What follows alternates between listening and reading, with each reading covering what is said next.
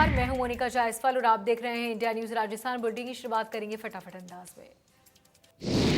Tokyo Paralympic में para athlete Praveen Kumar ने silver medal जीता। नोएडा में 18 साल के प्रवीण ने पुरुष हाई जंप में 64 वर्ग में 2.07 मीटर की कूद लगाई और ये दूसरा स्थान हासिल किया।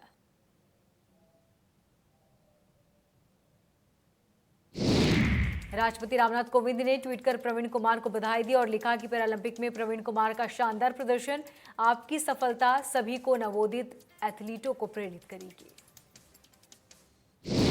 साथ ही लिखा कि एक नए एशियाई रिकॉर्ड के साथ पुरुषों की ऊंची कूद में आपका रजत पदक हर खेल प्रेमी भारतीयों के लिए खुशी की बात।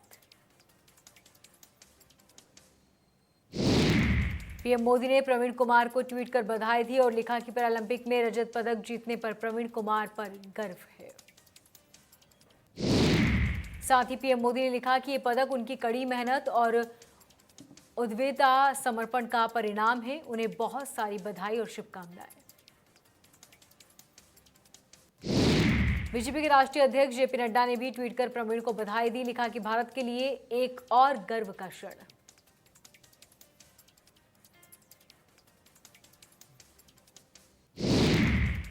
टोक्यो पैरालंपिक में भारत की अवनी ने कमाल कर दिया। अवनी ने महिलाओं की 50 मीटर राइफल 3 पोजीशन SH1 स्पर्धा में कांस्य पदक जीता।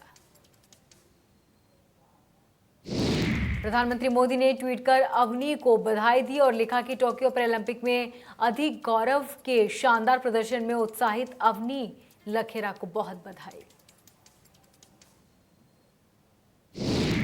भारतीय पैरालंपिक समिति का अध्यक्ष दीपा मलिक ने कहा कि भारत के खाते में एक और मेडल आया है। प्रवीण कुमार ने हाई जंप में सिल्वर मेडल जीतकर इतिहास रचा। लंदन के द ओवल में खेले जा रहे चौथे टेस्ट के पहले दिन गेंदबाजों ने मैच में टीम इंडिया की वापसी करा दी।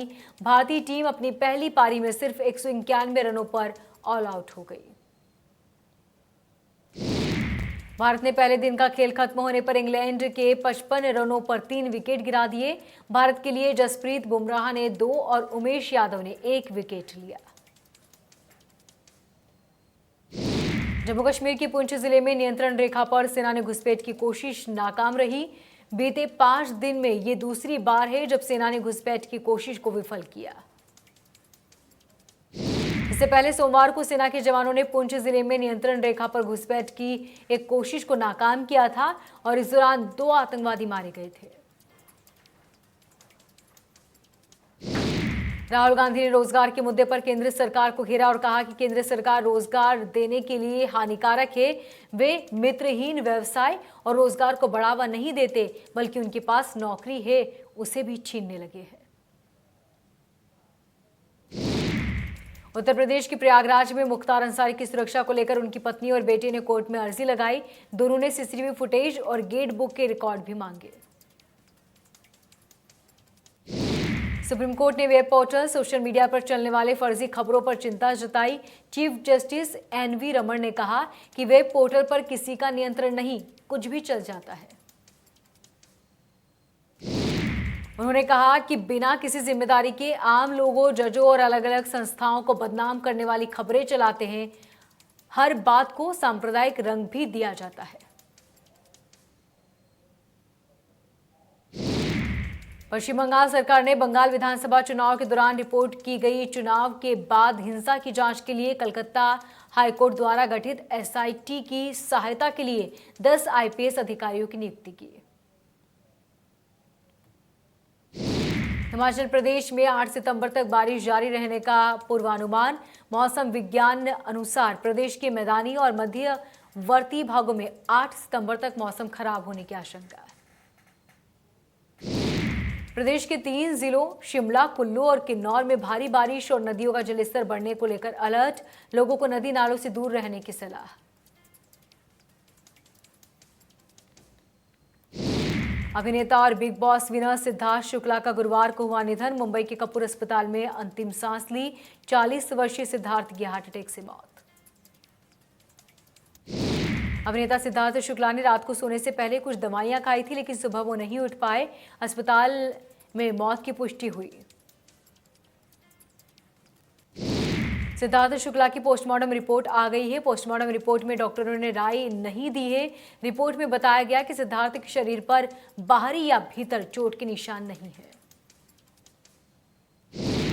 सिद्धार्थ शुक्ला आज दोपहर करीब 2 बजे पंचतत्व में विलीन होंगे। मुंबई के ओशिवारा में सिद्धार्थ का अंतिम संस्कार होगा। उनके घर पर शांति पाठ होगा। सिद्धार्थ का अंतिम संस्कार और घर पर होने वाला शांति पाठ ब्रह्म कुमारी रीति रिवाज से होगा।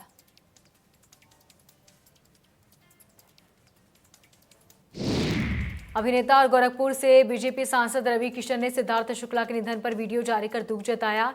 कहा, उनका असमय छोड़कर जाना अत्यंत पीड़ादायक। ईश्वर उन्हें शांति दे।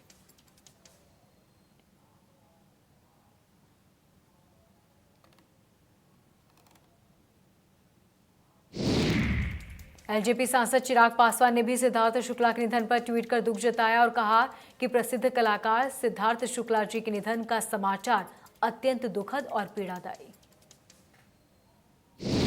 साथ ही कहा कि सिद्धार्थ शुक्ला एक प्रतिभावान कलाकार होने के साथ साथ एक बहुत अच्छे इंसान थे।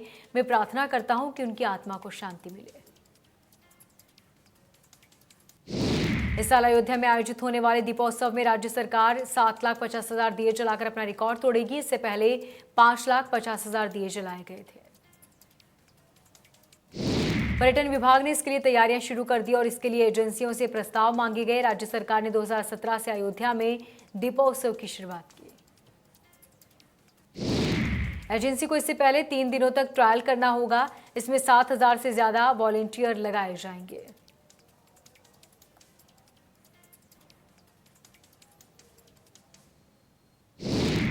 अमेरिका के न्यूयॉर्क में जबरदस्त बारिश हुई और क्षेत्र में बाढ़ से कम 41 लोगों की मौत हुई। बाढ़ के पानी में कई गाड़ियां डूब गई।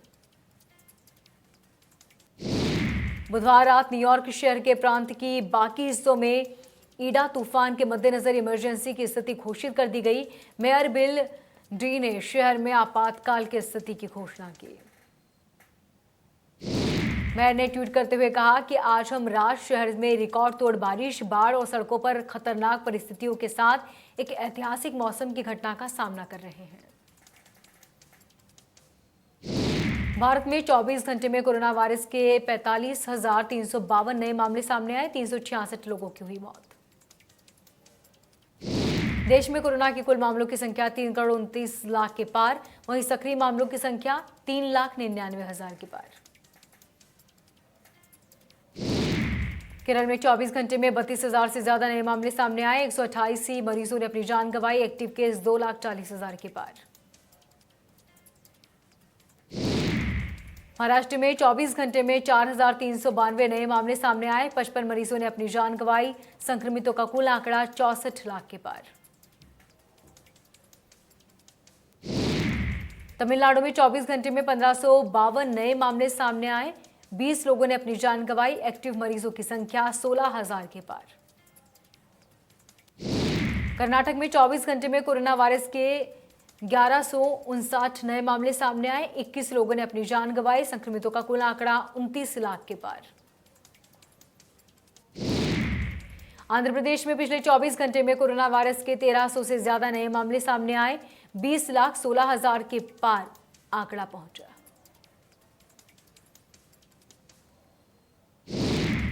मुंबई में पिछले 24 घंटे में 441 नए मामले सामने आए। वहीं 3 मरीजों ने अपनी जान गंवाई। दिल्ली में 24 घंटे में कोरोना वायरस के 39 नए मामले सामने आए हैं। संक्रमितों का कुल आंकड़ा 14 लाख के पार पहुंचा।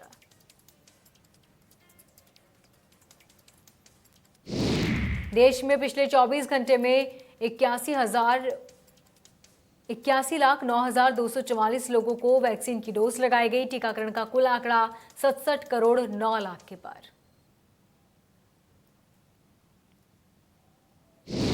आईसीएमआर के मुताबिक भारत में बुधवार को कोरोना के 16,66,334 सैंपल टेस्ट के लिए गए। अब तक कुल 52,65,00,000 से ज्यादा सैंपल टेस्ट किए जा चुके हैं। सीएम गहलोत ने टोक्यो पैरालंपिक में पुरुषों की हाई जंप स्पर्धा में भारत के लिए रजत पदक जीतने के लिए प्रवीण कुमार को बधाई दी और कहा कि पूरा देश आनंदित है उन पर बहुत गर्व है। प्रदेश में स्कूल खोले जाने पर सीएम गहलोत ने शिक्षकों और छात्रों को बधाई दी और कहा कि कोरोना गाइडलाइंस का पालन करें।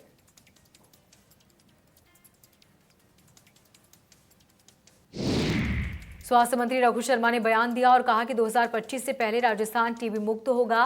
व्यापक स्तर पर जांच कर टीबी मरीजों को चिन्हित किया जाएगा।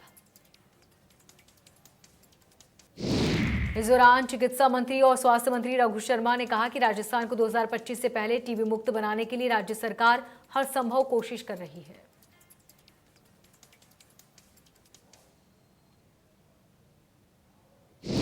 परिवहन मंत्री प्रताप सिंह खाचरियावास नगर निगम कार्यालय पहुंचे। कार्यालय में जन औषधि पौधा वितरण कार्यक्रम की शुरुआत की।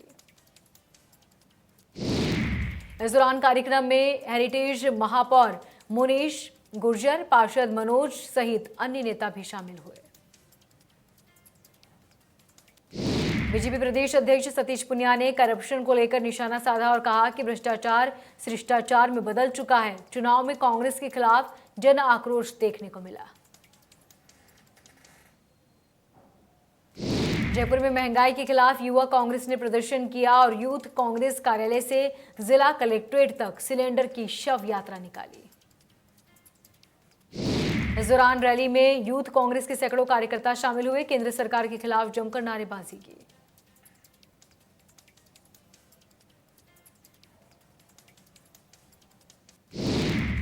नारायण व्यास विश्वविद्यालय के छात्र संघ के अध्यक्ष रविंद्र भाटी सवाई माधोपुर पहुंचे। कॉलेजों में भ्रष्टाचार और फीस में राहत जैसे मुद्दों को लेकर 13 सितंबर को छात्र शक्ति विधानसभा का घेराव करेंगे। सर्किल में आयोजित कार्यक्रम में शामिल छात्र शक्ति को संबोधित करते हुए कहा कि कोरोना काल में भी कॉलेजों में अनेक मुद्दे के नाम पर छात्रों से फीस ली जा रही है।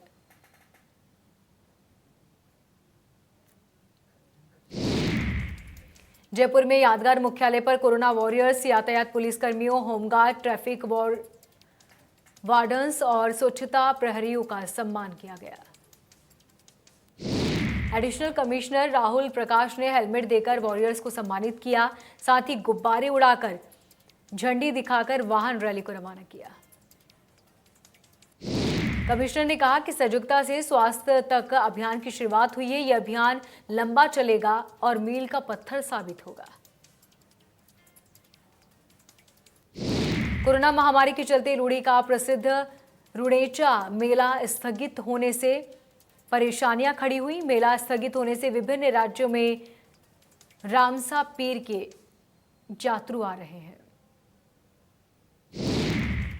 इसको लेकर पुलिस आयुक्त ने अधिकारियों को मुख्य मार्गों और राष्ट्रीय मार्गों पर नाकेबंदी करने का आदेश दिया। पुलिस प्रशासन यात्रुओं को समझाकर वापस भेज रहा है।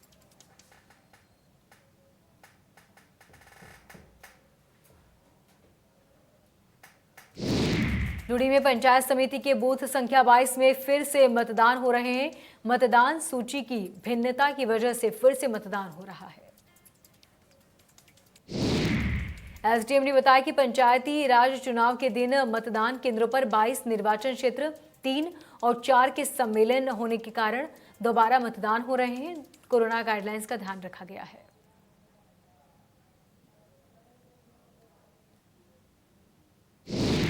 सवाई माधोपुर में डीएम राजेंद्र किशन ने मतगणना केंद्रों का निरीक्षण कर व्यवस्थाओं का जायजा लिया।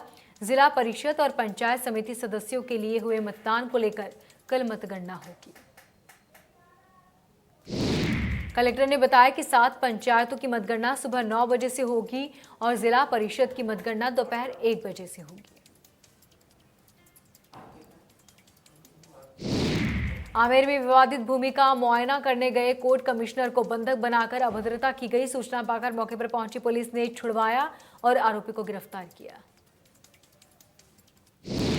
भरतपुर में बदमाशों के हौसले बुलंद। सुभाष नगर में बाइक सवार 2 बदमाशों ने युवक पर फायरिंग कर दी। हादसे में युवक गंभीर रूप से घायल।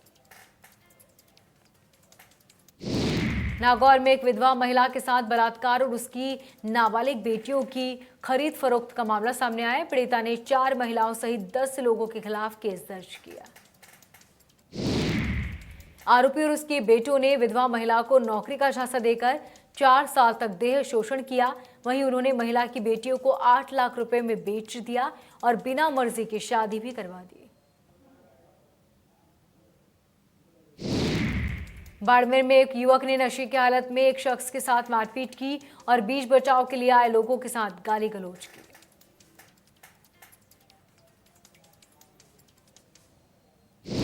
जयपुर के सांगानेर में रंगदारी का मामला सामने आया। बदमाशों ने एक युवक से 20 करोड़ रुपए की रंगदारी की मांग की और रुपये न देने पर परिवार को जान से मारने की धमकी भी दी। बदमाशों ने पीड़ित युवक के साथ मारपीट भी की। घटना के बाद पीड़ित ने केस दर्ज कराया है। आरोपियों ने पीड़ित के परिवार की सलामती के लिए रुपये मांगे थे।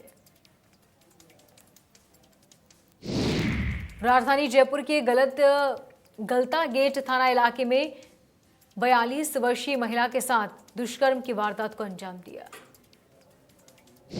पीड़िता ने बताया कि पड़ोस में रहने वाला इरफान, उससे उसकी पहचान हुई। इरफान ने उसे कहा कि लॉटरी का काम करता है। उसके बाद इरफान ने महिलाओं को मिलने बुलाया।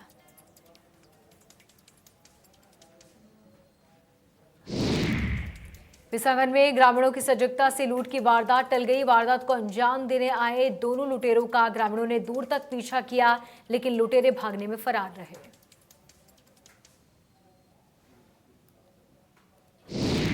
टोंक में दिन दहाड़े बेखौफ अपराधियों ने शहर के सबसे व्यस्त इलाके सुभाष बाजार में एक सुनार की दुकान को निशाना बनाया। 2 लाख से ज्यादा की कीमत के गहने लेकर फरार हुए।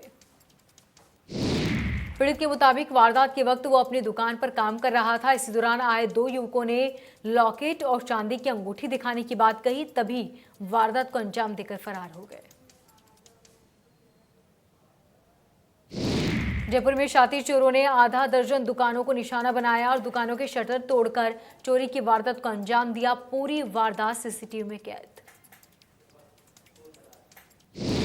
फतेहपुर शेखावटी में स्कूलों में चोरी करने वाले 4 बदमाशों को पुलिस ने गिरफ्तार कर लिया।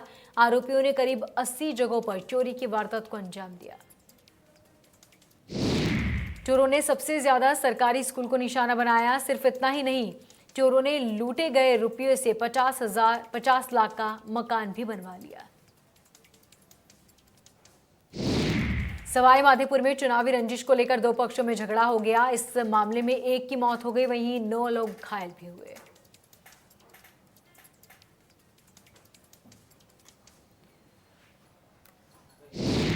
बांदीकुई में हिसार जयपुर पैसेंजर ट्रेन में लावारिस हालत में एक 7 महीने का बच्चा रोता हुआ मिला। फिलहाल जीआरपी जवान बच्चे की माता पिता की तलाश में जुटे। जयपुर में एक गाड़ी गंदे नाले में जा गिरी। सूचना के बाद मौके पर पहुंची सिविल डिफेंस की टीम ने कार सवार लोगों को बाहर निकाला। पाली के देसुरी में एक आवारा सांड मकान की छत पर जा चढ़ा। मकान की ऊपरी मंजिल पर जगह नहीं होने की वजह से सांड को जेसीबी की मदद से उतारा गया।